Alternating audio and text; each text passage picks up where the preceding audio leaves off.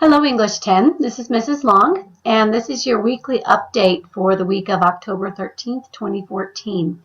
I hope you have been enjoying the fall weather in Colorado. It is so incredibly beautiful here. I'm very aware that we are blessed in so many ways. I will share a funny aside from my 3-year-old daughter. I was explaining to her that the green leaves turn to yellow and then they maybe turn brown and they fall. And she added, and then they turn pink and purple. And I tried to convince her that that was not the fact, but that's her story and she's sticking with it. In any case, I hope that as things are getting busier, we move toward the holidays and the weather begins to change, that you have some good time with friends and family, but also time for work. And speaking of work, your job for the moment is to attend to English 10. We are finishing up Unit 2. We're beginning with Session 4 this week. And it's kind of an exciting session for me, actually, because this is where everything comes together. You've been doing a lot of practice in the last 3 weeks with different literary devices and narrative techniques, and you study how other people do them, and now you get to try them yourself. It's very similar to how a famous tennis player or a skier will copy the masters in doing this. So that's what you've been doing. This week, we're looking at a fairly busy week. You'll be productive with these activities here. The short story planner, so you can plan your own short story, peer revision of your text, and final short story, and then a final survey of the semester so far, which I'll explain in just a moment. So at any rate, there is a lot going on this week. Again, I really recommend that you keep to this schedule or something like it that works for you. Bottom line, have a schedule. We do have some due dates this week that are not the end of the week, and they have been noted in your text so that you'll know you need to get that planner done early in the week so you can write your story, and you need to post on the discussion board in such a way that other people have a chance to respond. So just be aware of that. Lots going on here. First thing we'll start with is what the short story is that we're aiming at. What's our final goal? So you'll be looking at something approximately 400 to 800 words in length. It can be longer, but not too much longer. We're not writing books here.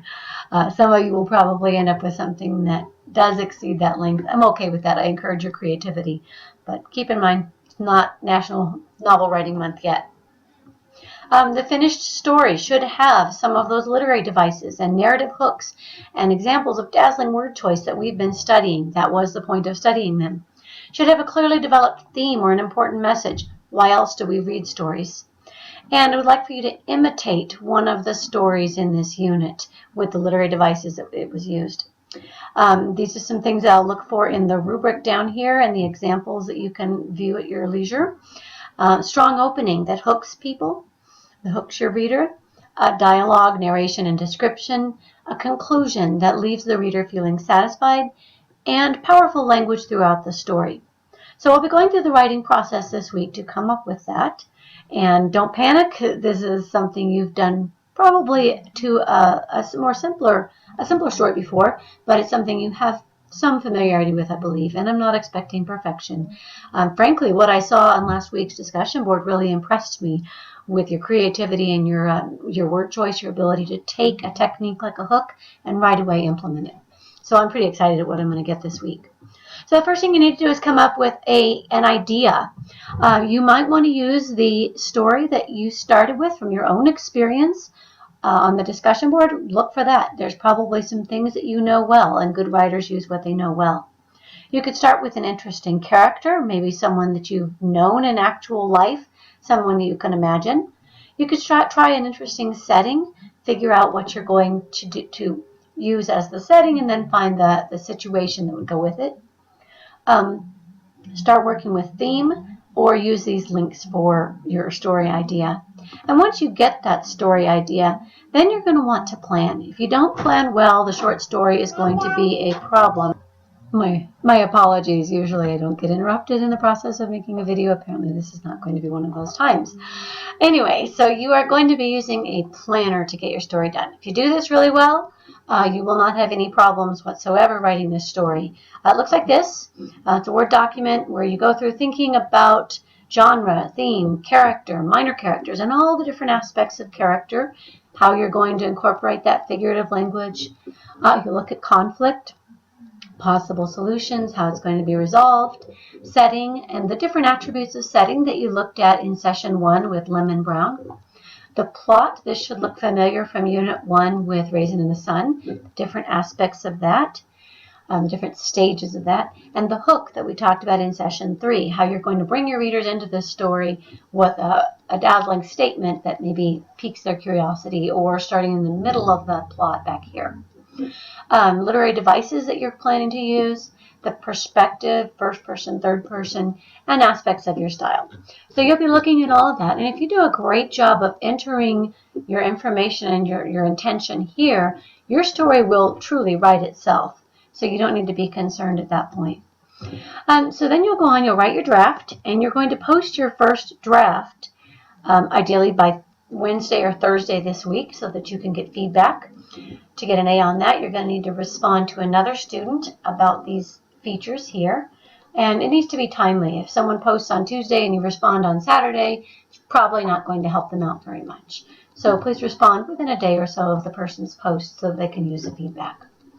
From there, you'll finalize a final draft. Again, compare it, make sure it has all of these different traits, and compare it to the rubric and the examples that you see here. Now, sometimes I've offered extra credit. Back in Unit 1 with Raisin in the Sun, you saw some. This is another extra credit opportunity for you. Once you've got a story, you might as well publish it. You might as well put it out there. So these are 2 different contests that young writers can enter. There's a third one here that looks really cool, but they don't take submissions till next spring. If you're really into the creative writing scene, I suggest that you bookmark that or keep it somehow in your calendar and then send your story off. Anyway, if you submit to one of these contests and send me evidence of that, a screenshot saying thank you for submission, a receipt that you get an email, something like that, then I would be happy to enter some extra credit points for you. Then we'll go to one last assignment with this week, and I actually have kind of bridged this between this week and the beginning of Unit 3. The point is we are at mid-semester, as opposed to midsummer, we're at mid-semester. And I've typically done evaluations at the end of the semester, but I'd like to do one now, an evaluation of what's working for you and what's not working for you, so you can reflect on your role, and some feedback on what's working for you from me and what's not working for you from me. That sounded complicated, so that we can make changes. So I am assigning points to it. You'll click on this link to Google Docs, and you'll have a number of different questions. Some of them are just click on the button. Some of them ask you to give me a longer response. And when you've completed this, take a screenshot of you completed this survey note at the end, or just submit the time and the date that you completed the survey, and I'll be able to match that up with what I get. I'm trying to keep this as anonymous as possible, and yet it's important enough to me that I want to make it an assignment. So trying to find out what works. And that's basically where we are at. We'll wrap that all up, and next unit will be Unit 3, and we'll be moving into novels, which are kind of like a well-developed short story. So it's some of the same ideas of literary patterns, but we'll be doing some different things with them. So that's where we're going. As usual, if you have any questions, please be sure to message me, call me, text me, whatever, and let me know where you're at. Have a great week.